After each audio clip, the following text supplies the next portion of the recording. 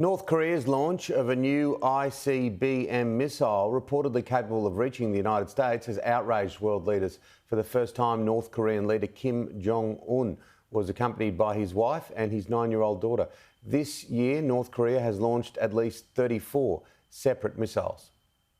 U.S. Vice President Kamala Harris and Chinese President Xi Jinping exchanged brief words on the sidelines of the APEC summit here in Bangkok, talking about the importance of avoiding conflict and encouraging cooperation on issues of global concern. That's according to Chinese state media's readout of the brief conversation.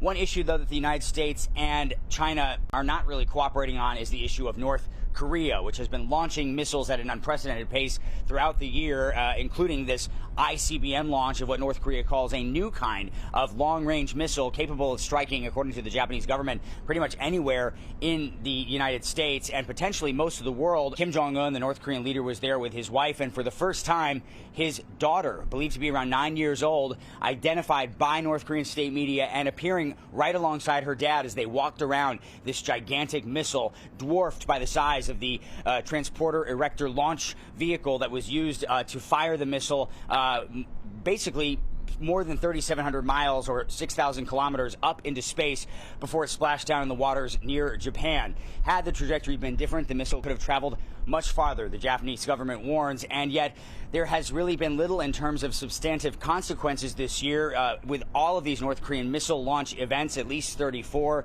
If you look at the calendar, on some of those days, North Korea launching multiple missiles at once.